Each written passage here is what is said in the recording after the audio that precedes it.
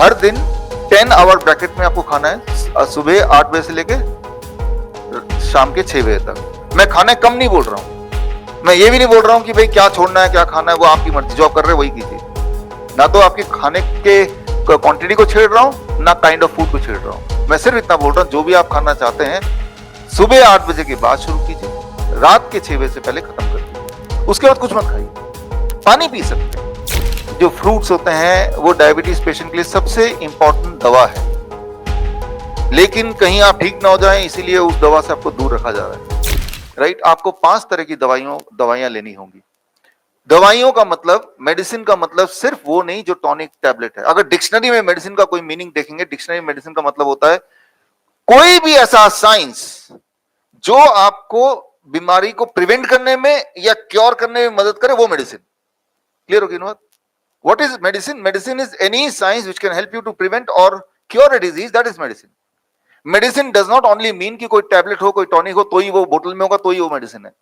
कोई भी साइंस, यानी कि साइंटिफिक होना चाहिए, कोई भी science which can help you to prevent or cure a disease, that is medicine. तो इस तरह के हम 5 मेडिसिन की बात करते हैं। उनमें सबसे पहले, सबसे इंपॉर्टेंट, सबसे बड़े मेडिसिन की मैं बात करता हूं। ये सबसे बड़ा मेडिसिन, अगर आप चाहते हैं कि भाई यहां से बाहर सिर्फ मैं एक ही चीज लेके जाऊंगा, तो वो ये है जो मैं अगले 2-3 मिनट में करने जा रहा हूं। The most powerful medicine of the earth, जो हमने देखा अपने पेशेंट में। और इस मेडिसिन का, नेक्स्ट स्लाइड, ठीक है, टाइम एज मेडिसिन। ये सबसे इंपॉर्टेंट है, टाइम एज मेडिसिन। समय इज ही मेडिसिन है। इसको मैं समझा देता हूं 1 मिनट में। आपके बॉडी का हर ऑर्गन का एक बायोलॉजिकल क्लॉक होता है, इसे कहते हैं circadian clock of the body. वो सर्केडियन क्लॉक के ब्रेक करने से आपके अंदर बीमारी आती है। वो सर्केडियन क्लॉक को ठीक करेंगे तो आपकी बीमारी जाएगी। सर्केडियन क्लॉक क्या है, आपको समझाने के लिए एक छोटा सा एग्जांपल दे देता हूं, तो ये टाइम एज मेडिसिन का एग्जांपल मिल जाएगा। मान लीजिए इस स्टेज में ऑर्केस्ट्रा के लिए बहुत सारे म्यूजिशियन बैठे हैं, तबले वाला बैठा है, गिटार वाला बैठा है, बांसुरी वाला बैठा है, और सब लोग जब म्यूजिक अपना अपना बजा रहे हैं तो आपको जो सुनाई पड़ता है उसे आप म्यूजिक बोलते हैं ना। लेकिन क्योंकि ना केवल ये अच्छा अपना आप बजा रहे हैं, बल्कि इनके बीच में एक तालमेल भी है। अब मान लो वो तालमेल को ना रहे, या आप किसी एक को डिस्टर्ब कर दें, वो तालमेल खत्म हो जाए, तो जो आपको सुनाई पड़ेगा वो म्यूजिक नहीं कहलाएगा, वो नॉइज कहलाएगा, राइट। इंपॉर्टेंट सिर्फ इतना नहीं कि वो अपने आप में कितना अच्छा बजा रहा है, इंपॉर्टेंट ये कि वो बजाते हुए कितना बाकियों से तालमेल भी रख रहा है। ये जो तालमेल है बिटवीन ऑल द म्यूजिशियन, इस तालमेल को बॉडी के कॉन्टेक्स्ट में बोलते हैं circadian rhythm of the body. Body में भी कई सारे ऑर्गन्स हैं, राइट, कई सारे इंस्ट्रूमेंट है। एक का नाम हार्ट है, एक का नाम किडनी है, एक का नाम लंग है, एक इस तरह से ना, एक का नाम ब्रेन है। लेकिन इन सब के बीच में आपस का जो एक तालमेल है, राइट, तो वो तालमेल ठीक होगा तो आपकी जिंदगी म्यूजिक होगी। वो तालमेल अगर गड़बड़ होगी तो आपकी जिंदगी नॉइज होगी, राइट। तो इसे बोलते हैं मेडिकल भाषा में circadian rhythm of the body, right. और ये अभी कुछ समय पहले इसको, इस वाले साइंस को नोबेल प्राइज भी मिला था। तो मैं ये बोलना चाह रहा हूं कि जब भी कोई बीमारी होती है, ये पाया गया कि उसमें एक फैक्टर जरूर इंपॉर्टेंट होता है कि बॉडी का जो सर्केडियन रिदम है वो खराब है। जब भी आपको नॉइज सुनाई देगा इस ऑर्केस्ट्रा से, इसका मतलब एक फैक्टर जरूर है कि इनके बीच में जो तालमेल था वही मिस हो गया।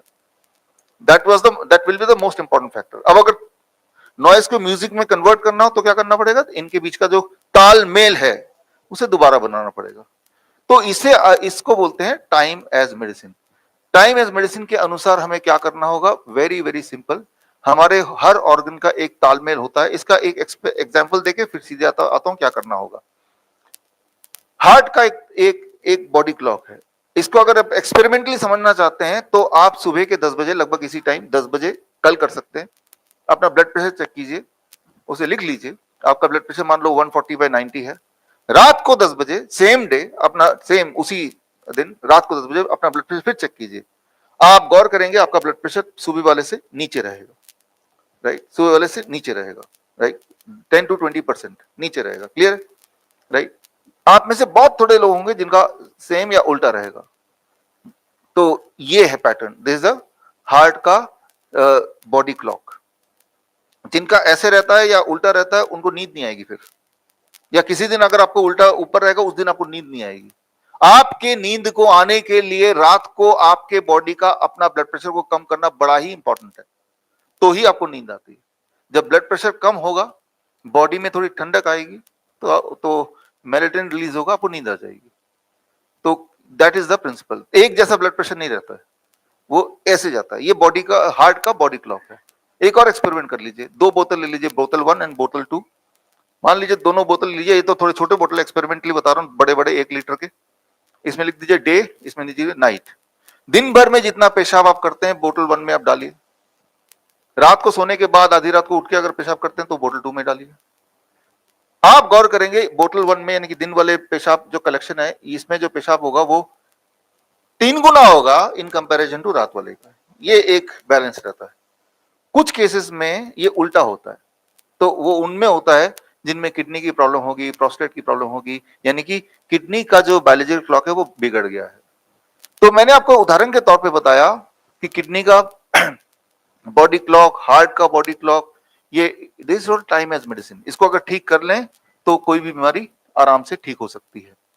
ठीक इसी तरह से आपका जो पेनक्रियाज है उसका भी एक बॉडी क्लॉक है, बस इसको समझने की जरूरत है। आपका पेनक्रियाज जो इंसुलिन बनाता है वो सुबह रफली 8 बजे सो के उठता है, राइट। आपकी सिंप्लिसिटी के लिए बोल रहा हूं, हालांकि इतना सिंपल है नहीं ये। 8 बजे सुबह सो के उठता है और रात को 8 बजे सोने चले जाता है, राइट। 8 AM टू 8 PM, और रात को 8 PM से लेके अगले दिन सुबह तक 8 बजे तक वो सोता रहता है, इनएक्टिव मोड में होता है। तो आपको सिर्फ एक चीज करना है, अगर आप ये डिसाइड कर लें कि कल से जो डायबिटीज के पेशेंट है, बीपी के पेशेंट है, जो ज्यादा ही मोटे हैं, जिनको घुटनों में दर्द है, ये सारे लोग डिसाइड कर लें, या सभी डिसाइड कर लें कि मैं सुबह 8 बजे से पहले कुछ नहीं खाऊंगा और शाम के 6 बजे से पहले डिनर कर लूंगा, उसके बाद कुछ नहीं खाऊंगा। 6 बजे जो भी आप खाएंगे वो 8 बजे तक डाइजेस्ट हो जाएगा, फिर इंसुलिन पेनक्रियास सोने चला जाएगा। हर दिन 10 आवर ब्रैकेट में आपको खाना है, सुबह 8 बजे से लेके शाम के 6 बजे तक। मैं खाने कम नहीं बोल रहा हूं, मैं ये भी नहीं बोल रहा हूं कि भाई क्या छोड़ना है क्या खाना है, वो आपकी मर्जी, जो आप कर रहे हैं वही कीजिए। ना तो आपके खाने के क्वांटिटी को छेड़ रहा हूं, ना काइंड ऑफ फूड को छेड़ रहा हूं। मैं सिर्फ इतना बोल रहा हूं, जो भी आप खाना चाहते हैं सुबह 8 बजे के बाद शुरू कीजिए, रात के 6 बजे से पहले खत्म कर दीजिए। उसके बाद कुछ मत खाइए। पानी पी सकते हैं, राइट, जितना चाहे पानी कभी पी सकते हैं, वो खाना नहीं, राइट। और मतलब पानी के अलावा कुछ नहीं मुंह के अंदर जाना चाहिए।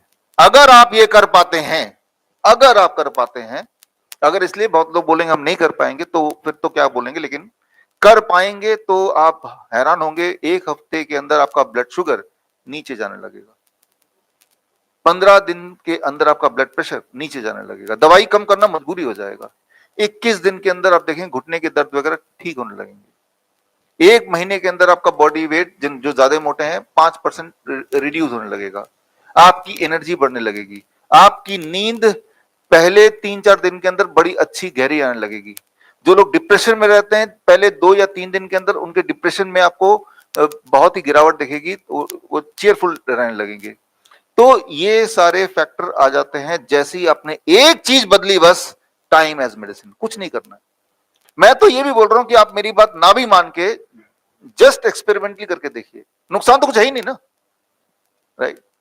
एक्सपेरिमेंटली करके देखिए, खास तौर पे वो लोग जो इंसुलिन डिपेंडेंट लोग हैं, खास तौर पे वो लोग जो तकलीफ में हैं, जिनका रूटीन बिगड़ा हुआ है, बिकॉज वो बॉडी पेन उनके साथ कुछ काम ही नहीं होता, फिर तो वो लोग जैसे ही करेंगे आप देखेंगे कि धीरे धीरे धीरे धीरे उनकी बीमारी कम होती जाएगी। इसका ठीक उल्टा कर सकते हैं।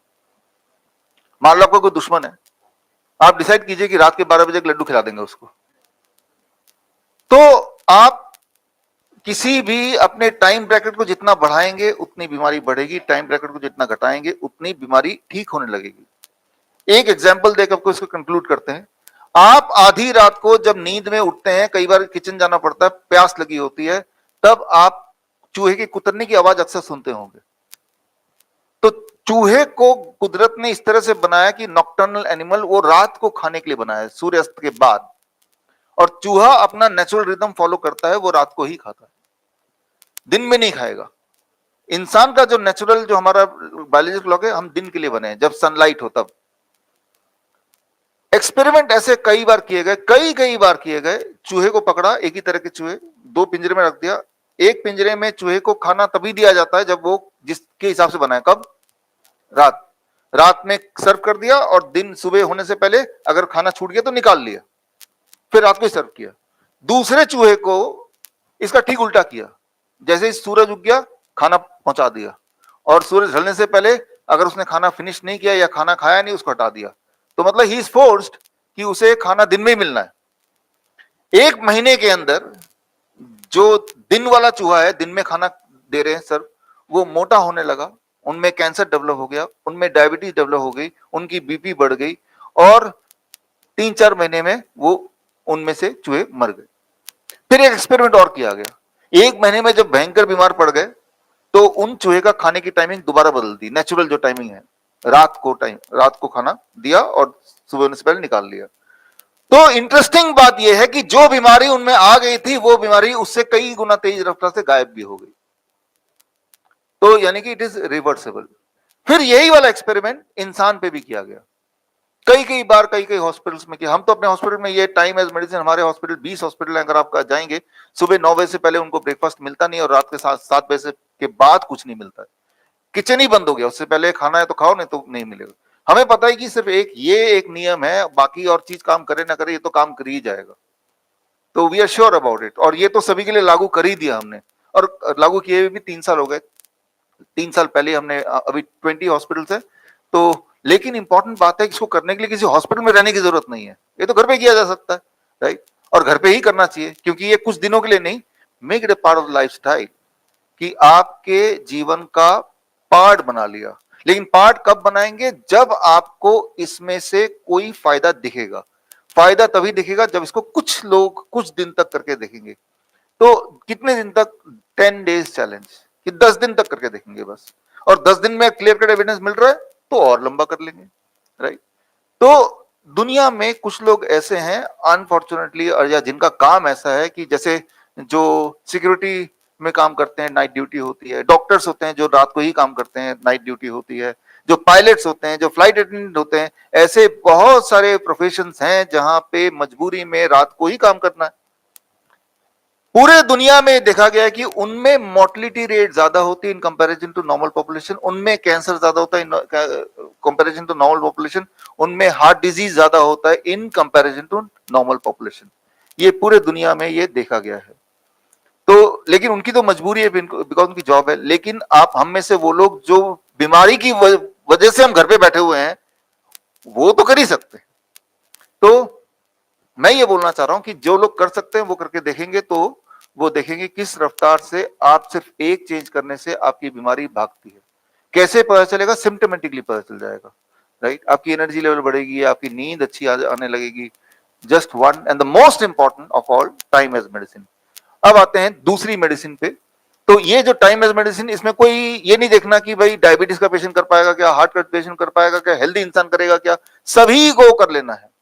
और 10 दिन तक करके देखना है कि भाई फायदा हो रहा है कि नहीं। मैं तो बोल रहा हूं फायदा होगा, लेकिन आप मेरी बात मत मान के एक्सपेरिमेंट, क्योंकि इसमें नुकसान भी कुछ नहीं है, कुछ खोएंगे नहीं, राइट?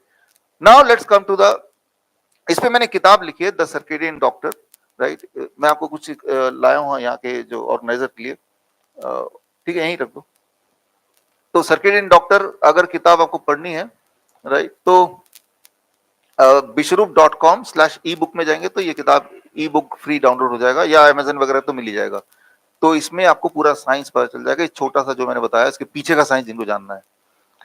दूसरा जो मेडिसिन है जो इसके बाद सबसे इंपॉर्टेंट है, that is food as medicine, right? Food as medicine. आप में से कितने लोग ऐसे हैं जिनको आज से पहले जिन्होंने DIP डाइट सुना है? ज्यादातर आप में से, है ना? ठीक है। DIP diet is a kind of diet जो आज से 14 साल पहले मैंने डिजाइन किया था, और तब से अब तक के कंसिस्टेंट रिजल्ट हैं। DIP डाइट के पूरे दुनिया में कई सारे ट्रायल्स हो चुके हैं, क्लिनिकल ट्रायल हो चुके हैं। ये bishrup.com/ebook में जाएंगे तो मेरी जो किताबें जो मैं बताता जाऊंगा वो सारी किताबें यहाँ पे फ्री डाउनलोड हो जाएंगी, राइट? तो DIP डाइट पे क्लिनिकल ट्रायल भारत में आयुष मंत्रालय ने किया था 2018 से लेकर 2020 के बीच में, और इसका क्लिनिकल ट्रायल नेपाल सरकार ने भी किया था, ये उसकी चिट्ठी है, हालांकि आप पढ़ नहीं पाएंगे। इसका क्लिनिकल ट्रायल किडनी पेशेंट पे ये मलेशिया में भी लिंकन यूनिवर्सिटी ने किया था। बोलने का मतलब है कि इसके बहुत सारे रैंडमाइज कंट्रोल ट्रायल हो गए, और हमारे तो 14 साल से पेशेंट्स कर ही रहे हैं, आप में से भी काफी लोगों ने हाथ रेस किया है। तो दूसरा मेडिसिन ये है कि जैसी कोई बीमारी हो, बीमारी का नाम कैंसर हो सकता है, उसका नाम डायबिटीज हो सकता है, उसका नाम हार्ट डिजीज हो सकता है, चेस्ट पेन हो सकता है, बॉडी पेन हो सकता है, कोई भी नाम हो सकता है उसका। आंख बंद करके जो भी आप खा रहे हैं उसको चेंज करके DIP डाइट। DIP डाइट क्या है उसको आपको समझना है, सिर्फ 3 ही स्टेप हैं। वो 3 स्टेप क्या है वो मैं आपको अभी दिखा देता हूँ। स्टेप 1, ये जो मैं बता रहा हूँ ये लाइव भी चल रहा है, तो ये वीडियो रिकॉर्डिंग मैं ये आप तक पहुंचाने की कोशिश करूंगा ताकि आप लिख जाए, लिख तो रहे लेकिन कुछ छूट जाएगा। DIP डाइट में स्टेप 1, 12 बजे तक सिर्फ और सिर्फ फल खाना है, कुछ नहीं खाना है। और कम खाने नहीं बोल रहा हूं मैं सिर्फ ये बोल रहा हूं कि जो भी खाएंगे फल खाइए, 3-4 तरह के फल खाइए। अभी जैसे आम मिल रहा है तो आम खाइए, अगर आप डायबिटीज पेशेंट हैं तो जरूर खाइए। हमने ये देखा है कि डायबिटीज, पिछले 14 साल से बात बोल रहा हूं, डायबिटीज पेशेंट आम के सीजन में पेट भर के 2-3 किलो अगर आम खा सकते हैं तो कुछ ही दिनों में उनकी डायबिटीज गायब हो जाती है। मजबूरी होती है दवाई छोड़ने की, मजबूरी होती है इंसुलिन टेपर करने की। आपके दिमाग में ये बात आ ही रही होगी कि इतने सालों से आम छोड़ के हम बैठे हैं, राइट? तो क्या आप ठीक हो गए फिर? अगर आपने आम छोड़ दिया तो क्या ठीक हो गए? एक्चुअली याद रखिए जो फ्रूट्स होते हैं वो डायबिटीज पेशेंट के लिए सबसे इंपॉर्टेंट दवा है, लेकिन कहीं आप ठीक ना हो जाएं इसीलिए उस दवा से आपको दूर रखा जा रहा है।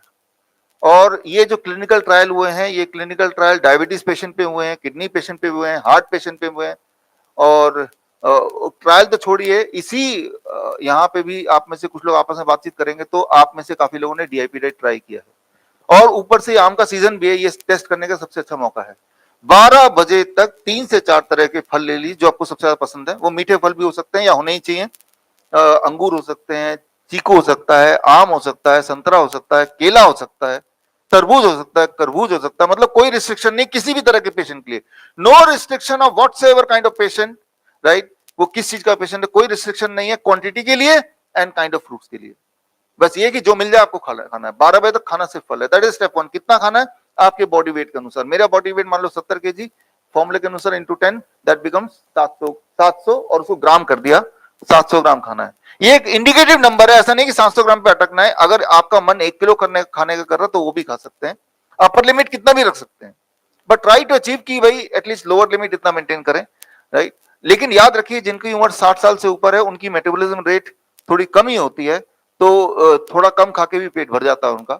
तो वो जितने में आपका पेट संतुष्ट हो जाए उतने को रखिए, अगर आप नंबर को फॉलो नहीं भी करना चाहते हैं, लेकिन खाना फल है, दैट स्टेप 1। और स्टेप 2, लंच और डिनर में क्या करना है? जब भी आप लंच और डिनर के लिए बैठेंगे 2 प्लेट लेके बैठिए, प्लेट 2 और प्लेट 1। प्लेट 2 में आपको वही सारी चीज रखनी है जो अभी भी आप खा रहे हैं, रोटी सब्जी दाल चावल उल्टा सीधा सब कुछ में रखिए। मतलब ये कि मैं कुछ रिस्ट्रिक्ट नहीं कर रहा हूं, कम नहीं कर रहा हूं, I am not reducing anything, मैं सिर्फ इतना बोल रहा हूं उससे पहले प्लेट 1 में 3-4 तरह के कच्ची सब्जी रख दीजिए, टमाटर खीरा मूली गाजर ककड़ी मटर सलाद पत्ता लाल पीली हरी शिमला मिर्च प्याज वगैरह, ऐसी चीजें जो कच्चा खाया जा सके। और उसकी क्वांटिटी होनी चाहिए आपका बॉडी वेट इंटू 5। मेरा body weight 70 kg into 5 that becomes 350 grams. पहले प्लेट 1 में मैं ये खा लूंगा और उसके बाद उठने से पहले प्लेट 2 में जो मैं अब तक खाता आया वही खाऊंगा। ये कई लोग चालाक होते हैं, वो बोलते हैं पहले मैं प्लेट 2 खा लूं फिर प्लेट 1 खा लूं, तो रिजल्ट भी अपोजिट ही आएगा। कई लोग बोलते हैं हम तो सलाद ऑलरेडी खाते हैं। आप देखेंगे घर में 4 लोगों की फैमिली है तो खाना वाना रख दिया, एक बीच में एक कटोरी में सलाद रख दिया और वो एक डेकोरेशन की तरह ही होता है, एक आध पीस खा भी लिया नहीं तो वो पड़ा ही रह जाता है। ये सलाद मेडिसिन की तरह काम तब करता है जब वो एक पर्टिकुलर क्वांटिटी में आपके बॉडी में जाता है। क्वांटिटी का फॉर्मूला मैंने आपको दे दिया है। आपको अगर ये किसी को लगता है कि इतना खाने के बाद तो मेरी भूख ही मिट जाएगी, अब तो मैं रोटी सब्जी कैसे खाऊंगा, आपको हैरानी होगी 3rd डे तक इतना खाने के बाद आपकी भूख बढ़ जाएगी, आपका मेटाबॉलिज्म रेट बढ़ जाएगा। यानी कि अभी अगर 2 रोटी खाते हैं या 4 रोटी खाते हैं तब भी इतनी रोटी खा जाएंगे इरिस्पेक्टिव ऑफ द फैक्ट कि पहले आपने 300 ग्राम या 400 ग्राम सलाद खा लिया। वो आपकी मेटाबॉलिज्म रेट को बढ़ाएगा, आपकी भूख को बढ़ाएगा। तो मैं कोई कम खाने नहीं बोल रहा हूं बल्कि मैं तो ज्यादा खाने बोल रहा हूं। बस मैं ये बोल रहा हूं कि पहले दैट इज वेरी इंपॉर्टेंट, इतना आपको सलाद खाना है, कोई बोलेगा मैं 350 नहीं खा सकता, तो 300 खा लीजिए, वो भी नहीं खा सकता 250 तो खा ही लीजिए, थोड़ा नेगोशिएशन चल सकता है यहाँ पे। लंच में यही करना है, आते हैं डिनर पे, डिनर में भी यही करना है। अब एक आखिरी स्टेप है, avoid packed food and dairy and animal product. कोई भी चीज जो फैक्ट्री से आती है, पैकिंग से आती है, उसे छोड़ दीजिए। कोई भी चीज जो जानवरों से आती है उसको छोड़ दीजिए। जैसे जानवरों से क्या आ सकता है, मीट, मछली, अंडा, ये सब आ सकता है, या फिर डेयरी प्रोडक्ट, दूध, दही, लस्सी, मक्खन, घी, पनीर, छाछ, ये सब आ सकता है। देखिए, वैसे तो बचपन से हमने सुना है, आपने भी बचपन से दूध पिया है, मैं भी बचपन में दूध पीता था, कि भाई दूध तो सबसे ज्यादा न्यूट्रिशियस होता है। लेकिन ध्यान रखना पड़ेगा कि हर जानवर का दूध उस जानवर के बच्चे के लिए होता है, उस हिसाब से वो डिजाइन होता है। गाय का दूध जो है वो गाय के बच्चे के हिसाब से डिजाइन है। गाय का बच्चा 6 महीने में 100 केजी का गाय बन जाएगा, बड़ा हो जाता है इतना। तो इंसान को 100 केजी होने के लिए कई साल लग जाते हैं। तो ग्रोथ हार्मोन गाय के दूध में फॉर एग्जांपल ज्यादा होता है, 15 गुना इंसान के बॉडी से। तो जब आप किसी छोटे बच्चे को गाय का दूध पिलाएंगे तो उसकी ग्रोथ उस हिसाब से बड़ी होगी। लेकिन याद रखिए, किसी चीज की ग्रोथ रेट अगर बहुत ज्यादा हो तो उसे कैंसर ट्यूमर भी बोला जाता है, राइट। और फिर हमें अपने बच्चे को इंसान बनाना है, कोई गाय भैंस तो बनाना है नहीं। तो याद रखिए, इंसान ही एक ऐसा जानवर है जो जीवन भर दूध पीता है। इंसान ही एक ऐसा जानवर है जो दूसरे जानवर का दूध पीता है। शेर गाय का शिकार जरूर करता है, लेकिन गाय को पकड़ के दूध नहीं पीने लगता है। अगर आपको ये लगता है कि दूध बहुत न्यूट्रिशियस है, तो मैं तो ये बोलता हूं कि एक हफ्ते के लिए, ओनली फॉर 1 वीक, जिंदगी भर तो दूध पिया है ना, तो अगर आपको लगता है कि उससे हड्डियां मजबूत होती हैं, तो एक हफ्ते के लिए छोड़ भी देंगे तो हड्डियां गल तो नहीं जाएंगी। आफ्टर ऑल दूध जिंदगी भर पिया है, एक हफ्ता तो एक्सपेरिमेंट करके देख सकते हैं। 1 week you stop all the dairy products. खास तौर पे वो लोग जो लोग दवाइयों पे हैं, डायबिटीज की दवाई पे है, इंसुलिन पे है, बीपी की दवाई है, एंजाइना हो रहा है, राइट, चेस्ट पेन हो रहा है, राइट, तो उनके लिए बोल रहा हूं। जो तो ऑलरेडी हेल्दी है वो तो जो कर रहे हैं वो करते रहे। जो तो हेल्दी नहीं है, जिनको पेन है, डिस्कंफर्ट है, मेडिसिन पे है, उनको बोल रहा हूं मैं। तो ये अवॉइड करना है। और क्या स्नैकिंग के लिए खा सकते हैं, स्प्राउट्स खा सकते हैं, all kind of dry fruit ले सकते हैं, फल 12 बजे के बाद भी खा सकते हैं। तो ये सारी फ्लेक्सिबिलिटी है। धूप में बैठी थोड़ी बहुत देर, 40 मिनट नहीं बैठ सकते तो आधे घंटे, वो भी नहीं बैठ सकते तो 10 मिनट तो बैठ ही लीजिए। Every day little bit exposure of sunlight. जैसे ही आप ये करने लगेंगे, जो क्लिनिकल ट्रायल्स बोलते हैं, जो हमने देखा पिछले 14 सालों में, आप में से भी कितने लोगों ने हाथ रेस किया, हमने देखा पहले 2 या 3 दिन के अंदर अधिकतर पेशेंट्स का ब्लड शुगर की दवाई छूट जाती है। 2 to 3 days, यानी कि अब तो आपको 7 दिन भी नहीं, 2-3 दिन में ही। इसीलिए हम बोलते हैं व्हेन यू स्टार्ट दिस, ये इंपॉर्टेंट है, जो ब्लड शुगर की दवाई ले रहे हैं वो ब्लड शुगर चेक भी करना जरूरी है, क्योंकि ब्लड शुगर नीचे आ जाएगा और दवाई भी आप लेते रहेंगे, इंसुलिन लेते रहेंगे, तो हाइपोग्लाइसेमिया हो जाएगा और गड़बड़ हो जाएगी। With in 3 days to 6-7 days blood pressure की दवाई छोड़ना अधिकतर लोगों की, 80% लोगों की मजबूरी हो जाती है, छोड़ना ही पड़ेगा। नहीं छोड़ेंगे तो हाइपो टेंशन हो जाएगा। विद इन 15 days हमने देखा अधिकतर लोगों के जोड़ों के दर्द वगैरह, इनमें आराम मिलना शुरू हो जाता है। द फर्स्ट साइन कि हाँ आराम मिल रहा है, रीजनेबली आराम मिल रहा है।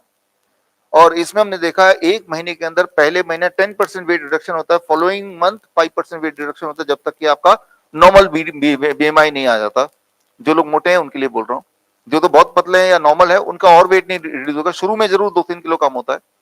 तो that is the food as medicine, कि खाना ही आपकी दवा है। लेकिन आपने क्या किया, एक कदम और आगे बढ़ा लिया, आपने time as medicine and food as medicine दोनों को जोड़ दिया, कि ये खाना है, उस टाइम के हिसाब से खाना है। अब देखिए, जब ये 2 मेडिसिन जुड़ जाएंगी तो आपके बॉडी में ट्रांसफॉर्मेशन कितनी तेजी से आता है, ये आप तभी एहसास कर पाएंगे जब इसको फॉलो करके देखेंगे, राइट। जिस तरह से अभी सारा काम छोड़ के टाइम लगा के यहाँ पे हैं, आए हैं, ठीक उसी तरह से जो भी मैंने अभी बताया ये करके देखें। 2 मेडिसिन, यानी कि ये 2 मेडिसिन सभी को लेना है। आप में से कुछ लोग जिनके परिवार में या आपके दोस्तों में कोई ना कोई कैंसर पेशेंट भी होगा फॉर एग्जांपल, राइट। तो जो क्रिटिकल केस आते हैं हमारे, ऐसे पेशेंट आते हैं ना जो डायलिसिस में ऑलरेडी हैं, राइट। ऐसे पेशेंट आते हैं जो ऑक्सीजन सिलेंडर पे ऑलरेडी डिपेंडेंट है। तो ऐसे पेशेंट आते हैं जो इतने मॉर्फिन डिपेंडेंट है, उनको इतना दर्द है कि भाई वो दिन में 2 बार मॉर्फिन लेते हैं, इंजेक्शन लेते हैं। तो जब क्रिटिकल पेशेंट है, आप में से कोई भी क्रिटिकल नहीं है तभी आप यहाँ पे हैं, जो भी अपने पैरों पे चल के यहाँ पे आप आ रहे, इतनी देर तक बैठ पा रहे, तो आप क्रिटिकल में तो है नहीं ना, क्रिटिकल वाला तो घर बैठा होगा ना इस वक्त। तो जो लोग यहाँ पे नहीं है उनको हम अगर हमारे हॉस्पिटल में होते हैं या हमसे मिलते हैं तो हम क्या बोलते हैं, उनको हम तीसरी दवाई प्रिस्क्राइब करते हैं, वो है ग्रेविटी एज मेडिसिन। तो ये दवाई के बारे में जानकारी ले लीजिए, कभी किसी को जरूरत पड़े तो उनको दिया जा सकता है। ये ग्रेविटी एज मेडिसिन क्या है, ये बहुत ही इंपॉर्टेंट है, बहुत ही इंटरेस्टिंग है, क्रिटिकल केस में तो ये बड़ा लाभ देता है। इसको समझने के लिए इतना समझ लीजिए, बहुत ही सिंपल है। समझना यह है कि जैसे मैं अभी खड़ा हूं तो मेरा हार्ट ब्लड को ऊपर सिर तक पहुंचा रहा है ना, जबकि ग्रेविटी ब्लड को नीचे खींच रही है ना। लेकिन एक संतुलन बना है कि हार्ट ब्लड को ऊपर फेंक रहा है, ग्रेविटी नीचे खींच रही है, एक संतुलन बना है, तो हम जिंदा है, आप जिंदा है, सब लोग जिंदा है। लेकिन कुछ लोगों में जब हार्ट थोड़ा कम काम करने लगेगा, या फिर नॉर्मल हेल्दी इंसान में, आप सब में इंक्लूडिंग मी, अगर मैं ऐसे ही खड़ा रहूं और 20 मिनट तक बिना हिले खड़ा रहूंगा, तो धीरे धीरे धीरे धीरे हमारी जो ग्रेविटी है वो हावी होती जाएगी, हार्ट थोड़ा वीक पड़ता जाएगा, तो ब्लड, सिर से ब्लड वो इकट्ठा होना शुरू होगा पैर की तरफ, और जब सिर में ब्लड कम हो जाएगा तो क्या होगा, इंसान बेहोश हो जाएगा। ये आप सबने अपने बचपन में स्कूल असेंबली में देखा है, देखा ही नहीं देखा? स्कूल असेंबली में बच्चे खड़े अचानक धड़ाम से गिरते हैं, हमें ये लगता है कि बच्चा गिर गया क्योंकि कमजोर है, धूप लगी, कई सारे और वजह सोचते हैं। मेन वजह क्या है, कोई भी इंसान आप करके देखिए थोड़ी बहुत, कभी खड़े रहेंगे ऐसे बिना हिले, तो धीरे धीरे धीरे धीरे आपको चक्कर आना शुरू हो जाएगा, आप गिर जाएंगे। इसका मतलब ये नहीं कि आपकी हेल्थ खराब है, इसका मतलब ये है, इसका मतलब ये है, वॉल्यूम कम है, हाँ वॉल्यूम थोड़ा बढ़े। इसका मतलब ये है कि आपका ये जो पोस्चर है when you stand for long period, right, तो ये सभी के साथ ही होगा। स्कूल में उन बच्चों के साथ होता था जो डिसिप्लिन बच्चे हैं, जय टीचर ने बोला सावधान खड़े हो जाओ, वो सावधान। जो तो थोड़े नटखटी हैं वो तो हिलते डुलते रहते हैं, तो वो कभी नहीं गिरेंगे, राइट। तो मैं ये उदाहरण इसलिए दे रहा हूं, ये समझाने के लिए कि ग्रेविटी का आपके बॉडी में एक रोल है, और वो रोल को समझ के हम ग्रेविटी को अपने फेवर में यूज कर सकते हैं। We can use gravity in our favour. तो याद कीजिए वो समय जब कोरोना का दिन था, जब ऑक्सीजन सिलेंडर नहीं मिल रहे थे, आपको याद आ रहा है? लोग अपने घरों में ऑक्सीजन सिलेंडर भर भर के रखते थे, क्या पता कब जरूरत पड़ जाए। ऑक्सीजन तो ऑलरेडी है ना यहाँ पे, तो उन कुछ लोगों की बॉडी उस ऑक्सीजन को क्यों नहीं ले पा रही है, उनको सिलेंडर क्यों जरूरत पड़ रहा है। उस वक्त हमारा कोविड सेंटर था 1100 बेड का, देश का सबसे बड़ा प्राइवेट कोविड सेंटर, राइट, यहाँ तो अहमदनगर में था वो। हमारे हॉस्पिटल में, कोविड सेंटर में जब पेशेंट आते थे एम्बुलेंस में ऑक्सीजन सिलेंडर लगा के, हमें ये पता है कि इस वक्त आप जो सांसें ले रहे हैं वो ऑक्सीजन नहीं है, एयर है, ऑक्सीजन एक छोटा हिस्सा है। अगर आप प्योर ऑक्सीजन सांसों से लेंगे तो उससे लंग में निमोनिया हो जाएगा, और निमोनिया से ही तो बचना है। तो ये प्रैक्टिस जो है ऑक्सीजन सिलेंडर लगाना, इससे इंसान कभी भी ठीक नहीं हो सकता, यानी कि इसको हटाना पड़ेगा, उसकी सांसों को, उसकी ब्रीदिंग खुद ब खुद होनी चाहिए। हम क्या करते थे, ऐसे पेशेंट को, आज भी हम अपने हॉस्पिटल में यही करते हैं, ऐसे पेशेंट को हम ग्रेविटी एज मेडिसिन, तीसरी मेडिसिन दे देते हैं। कैसे देते हैं मैं आपको दिखाता हूं, हाउ वी डू इट। अब मान लीजिए जब पेशेंट आता है हमारे पास, तो ये आप बैठे हैं, मैं भी इसको मैं थोड़ा इधर कर लूं क्या, स्क्रीन चालू कर दो, स्क्रीन चालू कर दो। तो बैठे हैं आप, मैं भी ऐसे बैठा हूं। अब आप गौर करेंगे कि पेशेंट जो है, जो टीवी में आपने देखा था, सांसें नहीं फूल रही उनकी, वो गाड़ी में ऑक्सीजन सिलेंडर ढूंढ रहे हैं, है ना। तो पेशेंट अक्सर गाड़ी के पहले सीट पे या पीछे वाली सीट पे ऐसे ऐसे, और trying to grasp the breath, ऐसे लेटे होते हैं इस वक्त, जबकि आप सब हेल्दी हैं। अगर अपने पोस्चर को अभी ऐसे कर लेंगे तो आपकी सांसें आना बहुत मुश्किल हो जाएगा। अभी आप चाहे तो करके देखिए, जैसे ऐसे करेंगे you will not be able to breathe comfortably, right. क्यों? जैसे हम ऐसे करते हैं तो जो हार्ट है वो ऊपर आ गया, लंग नीचे आ गया, लंग की जो कैपेसिटी है 20% रिड्यूस हो गई, और जिससे हार्ट नीचे क्यों आएगा, ग्रेविटी ने नीचे खींचा, आफ्टर ऑल हार्ट ऊपर है, तो इससे आप में ब्रेथलेसनेस आ जाएगा। हम ऐसे पेशेंट को बोलते हैं कि भाई इसका ठीक उल्टा, आप ऐसे जैसे बैठेंगे, ऐसे बैठते ही हार्ट नीचे आ गया, लंग ऊपर है, तो लंग को स्पेस मिल गया, खुल गया, राइट। हार्ट नीचे क्यों आया, ग्रेविटी इज पुलिंग इट। तो आप ये पोस्चर में आप गौर करेंगे, आपकी खुली सांस आ रही है। फिर ऐसे कीजिए, आपकी सांस अभी के भी रुक जाएगी, फिर ऐसे कीजिए, आपकी सांस आने लगे। तो ये जो है, जो पोस्चर है, it makes the whole difference कि किस पोस्चर में आप बैठे। आप हमेशा गौर करेंगे, जब भी कभी कोई पेशेंट लेटा होगा कहीं भी हॉस्पिटल में, तो वो किस पोस्चर में लेटा होगा, यहां दिख रहा है ना, ठीक है। तो इसको समझाने के लिए इसको थोड़ा आगे ले, या कैमरे से वो दिखेगा, कैमरा आ जाएगा वहां पे, आ गया ना। अब आप देखिए, ये आपके समझाने के लिए ये डॉल दिख रहा है ना, ये डॉल लेटी है, आप देख रहे हैं। ये इंसान ऐसे जब लेटता है तो हार्ट ऊपर है, ऊपर है ना, लंग नीचे है। इस पोस्चर में लंग की कैपेसिटी इज रिड्यूस्ड बाय 20%। जिसका लंग ऑलरेडी कॉम्प्रोमाइज्ड है उसके लिए सांसें लेना और तकलीफदायक। हमारे हॉस्पिटल में आज भी, या तब कोविड सेंटर में भी हम ये करते थे कि डॉक्टर ने बोला इनको वेंटिलेटर में इमीडिएटली ले जाओ, अभी ऑक्सीजन सिलेंडर पे है। हमने वेंटिलेटर को तो मना कर ही दिया, ऑक्सीजन सिलेंडर पे हटा दिया। अब वो सांसें कैसे लेगा, हम यूज करेंगे ग्रेविटी। हम ग्रेविटी कैसे यूज करेंगे, जैसे ही हमने पेशेंट के पोस्चर को उल्टा कर दिया, ये यानी कि पेट के बल पेशेंट को जैसे ही हम लिटाते हैं, आप गौर करेंगे, इसे कहते हैं मेडिकल भाषा में प्रोन वेंटिलेशन। Prone ventilation.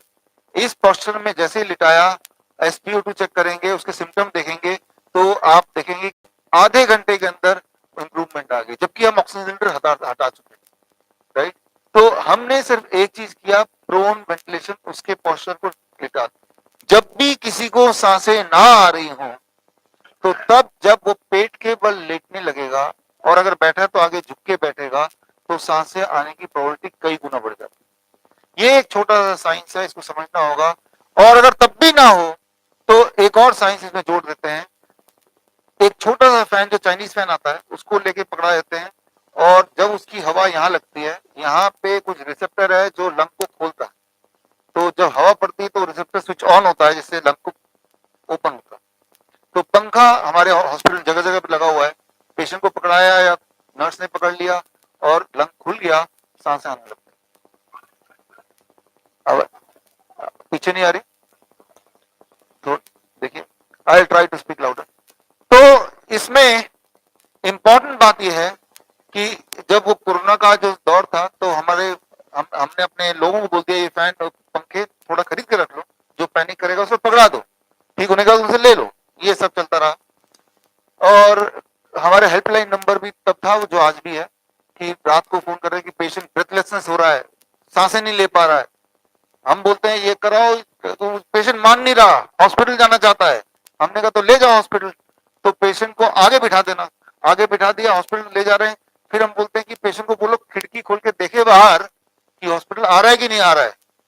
जब पेशेंट खिड़की खोल बाहर देखेगा, वो हवा उसके पड़ेगी, और पड़ी हवा पड़ते ही लंग खुलेगा, और वो बोलेगा हॉस्पिटल तो आ गया, लेकिन मैं ठीक हो गया, वापस चलो।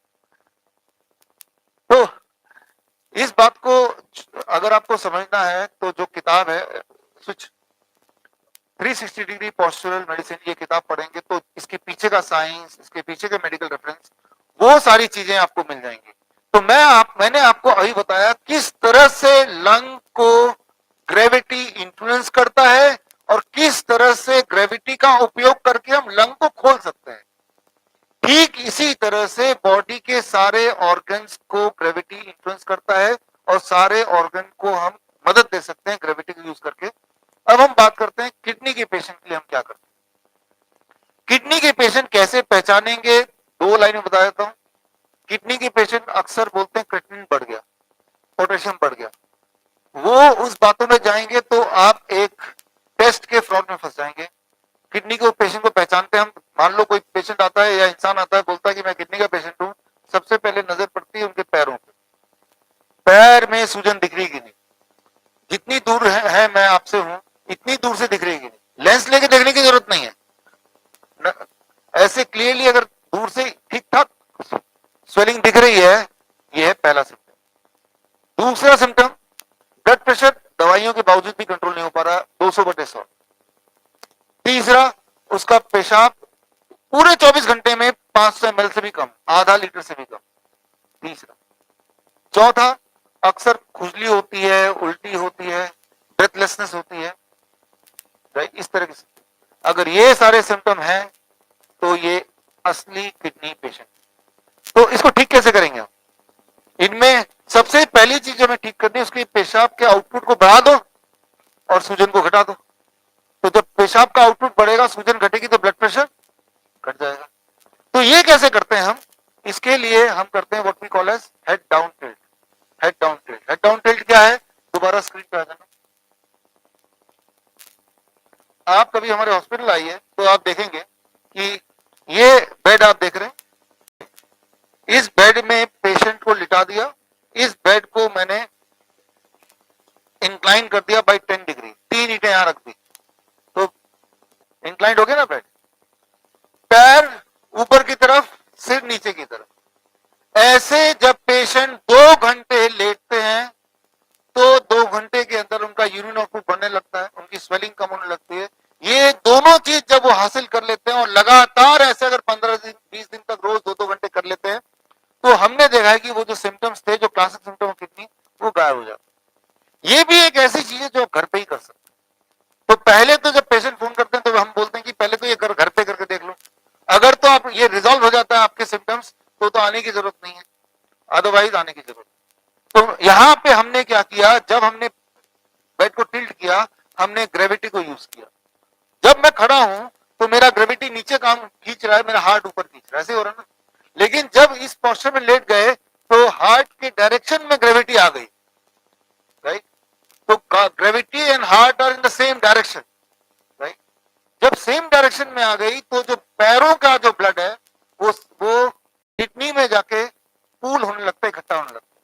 तो जब किडनी में इकट्ठा होगा तो किडनी की एक्टिविटी बढ़ जाती है, जिससे पेशाब बढ़ गया, सूजन घट गया, ये दोनों के होने से ब्लड प्रेशर घट गया, ये तीनों के होने से ब्रेथलेसनेस घट जाएगी, राइट। बॉडी के अंदर बोझ घटेगा तो ब्रेथलेसनेस घट जाएगी, और ये सारे ठीक हो गए। यानी कि किडनी का पेशेंट जो कि आपके दिमाग में बिठाया गया कि भयंकर बीमारी है, डायलिसिस, ट्रांसप्लांट, कोई सोल्यूशन नहीं है, उसका ये सोल्यूशन है। और ये जो मैं बता रहा हूं, ये कोई मेरी बनाई हुई टेक्निक नहीं है, ये साइंटिफिकली पहले से ही प्रूवन है।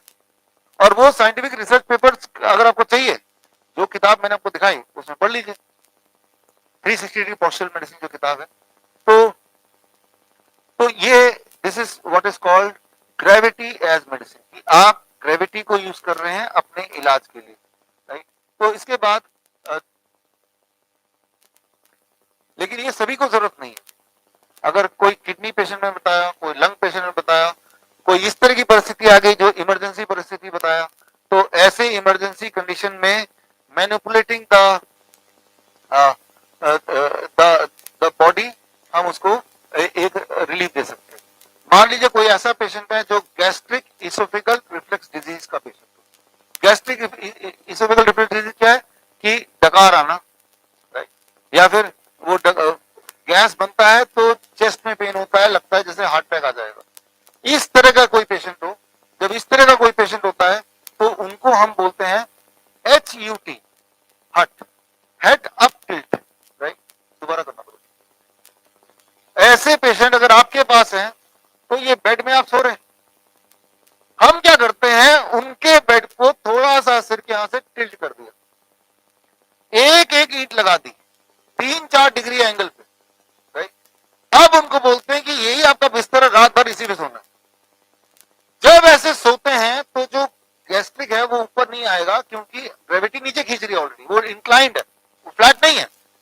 फ्लैट में तो आएगा, क्योंकि हमारे यहाँ जो वॉल्व है, वो वॉल्व हम सबका वो फूड को ऊपर नहीं आना देता, लेकिन कुछ लोगों का वॉल्व खराब हो गया है तो उनका ऊपर आ जाता है। लेकिन जब उनको इस पोस्चर में हर दिन सुलाते हैं, हर रात सुलाते हैं, तो वो वॉल्व को टाइम मिल जाता है अपने आप को रिकवर करने का, और ग्रेविटी की मदद से वो जो फूड है वो ऊपर भी नहीं आ रहा। तो एक दिन में अगर आपको क्लियर कट डिफरेंस दिखता है, तो यानी कि आपके बेड के नीचे तो भाई एक तरफ ईंटें लगेंगे, एक एक, राइट। तो मैंने आपको बताया कि स्टमक के केस में, किडनी के केस में, लंग के केस में, how gravity becomes the medicine. सोचिए जरा कितनी इंटरेस्टिंग बात है, एक ऐसी चीज ग्रेविटी जो दुनिया में हर जगह अवेलेबल है, फ्री में अवेलेबल है, राइट।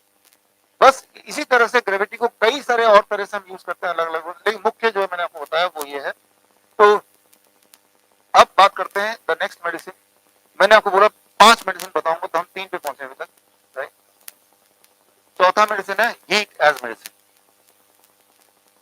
जहां कहीं भी हीट पहुंचा दें वहां की इम्यूनिटी बढ़ जाती है। एक बड़ी इंटरेस्टिंग बात हीट एज मेडिसिन की बताता हूं। मुझे लगता है जो अब मैं बताने जा रहा हूं ये आपके साथ सबसे ज्यादा काम आएगा। What I am going to say now, किसी भी बहुत सारे मेडिकल इमरजेंसी में, अभी तक हम बता रहे थे लाइफ चला हुआ था, इमरजेंसी कंडीशन में हीट को यूज कर सकते हैं। हम हीट को यूज करते हैं अपने हॉस्पिटल्स में, या फिर हम पेशेंट को बताते हैं वो घर पे कर ले। मान लीजिए कोई ताकतवर से ताकतवर प्राणी, हाथी फॉर एग्जाम्पल, गेंडा, देखिए देखिए अब दोबारा आ गई, तो दूसरी बाइक है तो उसमें देखते जरा, क्या पता इसमें ठीक, क्या इसमें आवाज ज्यादा ठीक है? अब ठीक है, ठीक है, ठीक है, उसमें गड़बड़ था, दोनों ही रहने देते हैं। तो दुनिया का सबसे ताकतवर प्राणी दिमाग में सोच लीजिए, गैंडा, हाथी, अगर उसकी ऑक्सीजन सप्लाई को हटा हटा देते हैं, क्या वो ताकतवर प्राणी जिंदा रह सकता है? नहीं रह सकता। In the absence of oxygen what ever may be the animal, वो जिंदा नहीं रह सकता, इसमें कोई कंफ्यूजन नहीं है। ठीक इसी तरह से 40 डिग्री के ऊपर के टेम्परेचर में किसी भी तरह का वायरस जिंदा नहीं रहता है। Very simple, right. तो जब भी आपके बॉडी में कोई भी इंफेक्शन आ जाता है, वायरल इंफेक्शन, जिसे इन्फ्लुएंजा बोलते हैं, कोई लोग कोरोना बोलते हैं, कोई लोग कफ एंड कोल्ड बोलते हैं, तो अगर आप आधे घंटे के लिए अपने बॉडी में 40 डिग्री टेम्परेचर, जिसे हम बोलते हैं हीट एज मेडिसिन, दे दें, तो आप easily you can come out of the fever. मैं आपको एक्सपेरिमेंट किस तरह से करते हैं हम लोग हॉस्पिटल में, या घर पे आप किस तरह से कल से करेंगे, वो मैं आपको दिखा देता हूं। देखिए ये सबसे ज्यादा काम आने वाला है आपके। इसमें हमें क्या करना है कि एक बाल्टी लेनी है, ये रहा बाल्टी, छोटा सा, राइट। और बाल्टी के अंदर पानी, स्क्रीन लगाओ यार, बाल्टी के अंदर पानी होगा 42 डिग्री सेल्सियस।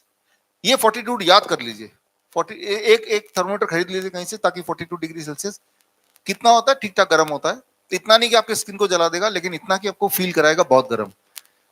और मान लो अगली बार कभी किसी को फीवर होता है, बुखार, अरे बुखार हो गया, तो फास्टेस्ट तरीका बुखार को ठीक करने का, आधे घंटे में अगर आपको ठीक होना है, तो 42 डिग्री सेल्सियस पानी इसमें डाला बाल्टी में, और आप बैठ गए दोनों पैर लेके, और आप बैठ गए आधे घंटे के लिए, राइट।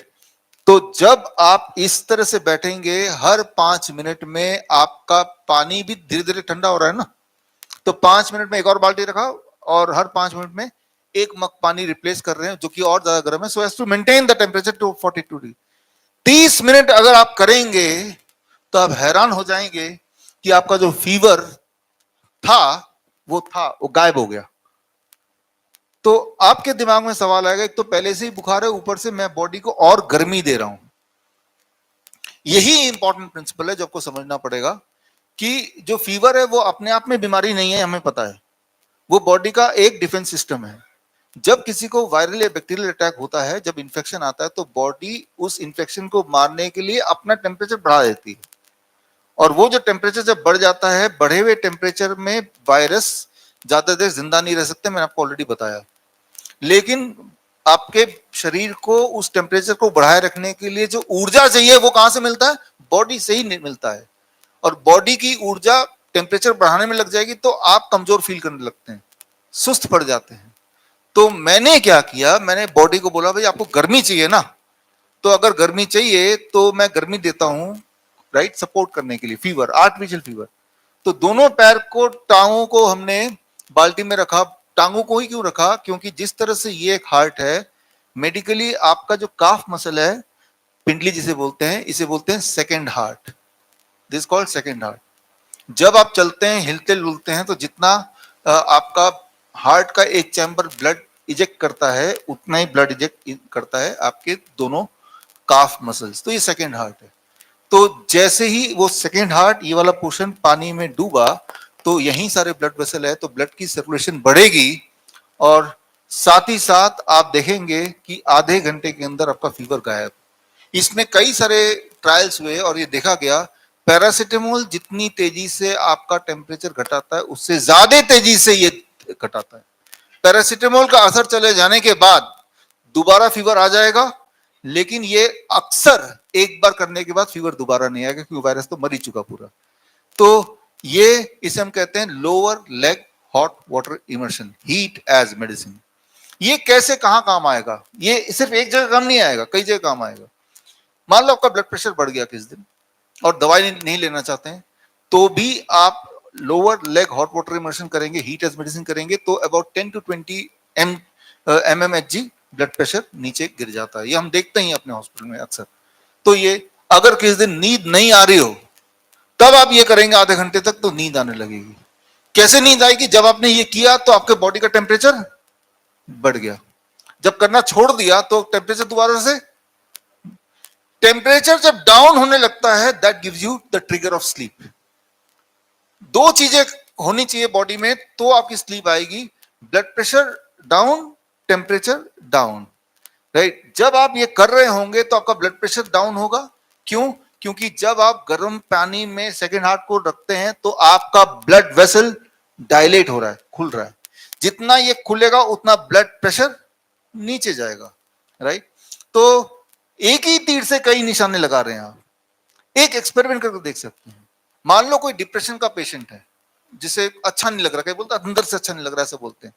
तब आप आधे घंटे के लिए करेंगे तो आपका स्ट्रेस, आपका डिप्रेशन, आपका बॉडी एक, अगर बॉडी में फिजिकल एक है, थकावट हो जाती है कई बार पूरा दिन काम करने के बाद, तो शाम को जाके आप आधा घंटा करके देखिए, एक ही बार करके देखिए। एक ही बार में अगर आपको फायदा होना है, एक ही बार में दिख जाएगा, अच्छी तरह से दिख जाएगा।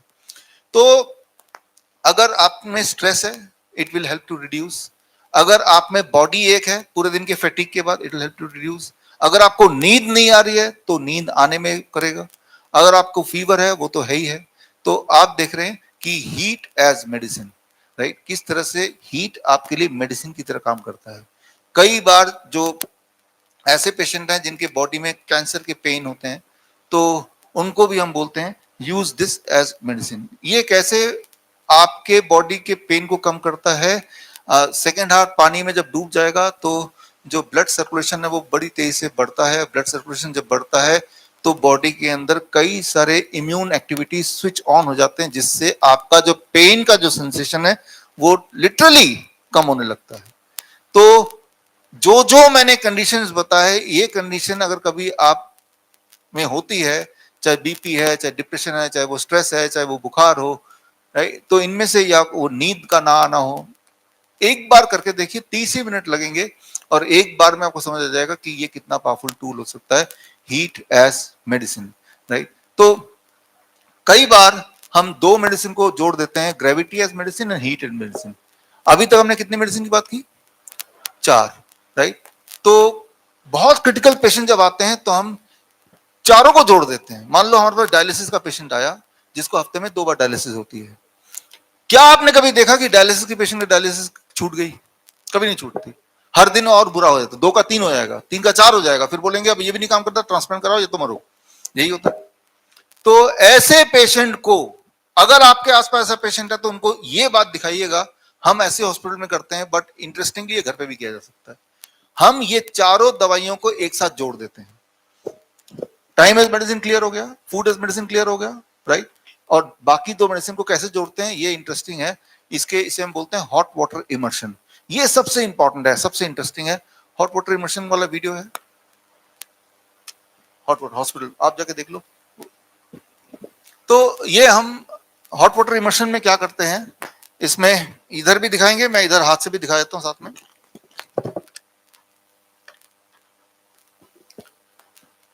एक बाथटब, अब वीडियो दिखा दो वहां से। हाँ, लाइव तो मैं हाथ से दिखा रहा हूं, ये वाला नहीं, दूसरा वाला।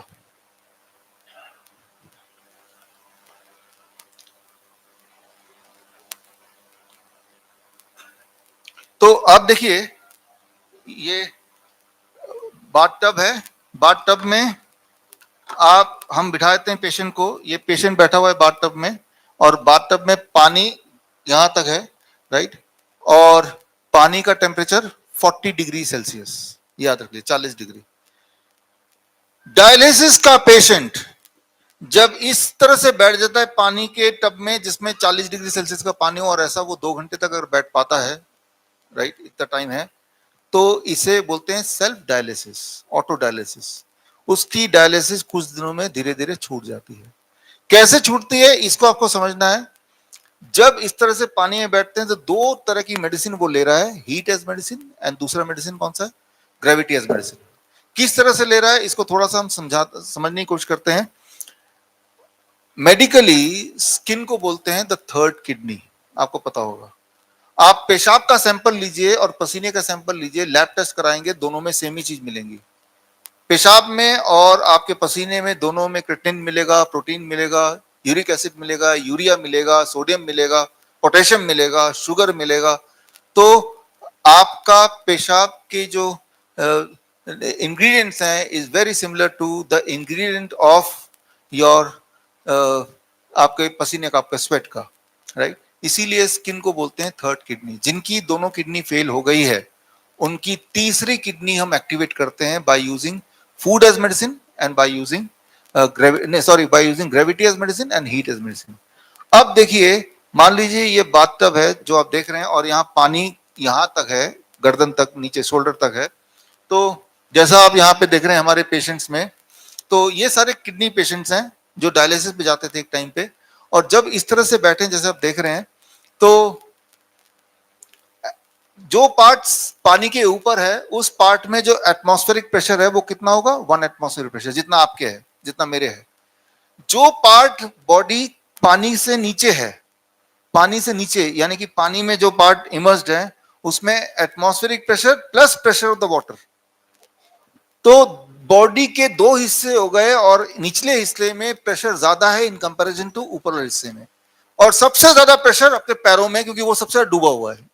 ये जो प्रेशर डिफरेंस है along with the हीट, ये दोनों चीज जब एक साथ हो जाता है तो आपका जो स्किन है वो थर्ड किडनी का काम करने लगता है, that works like a kidney.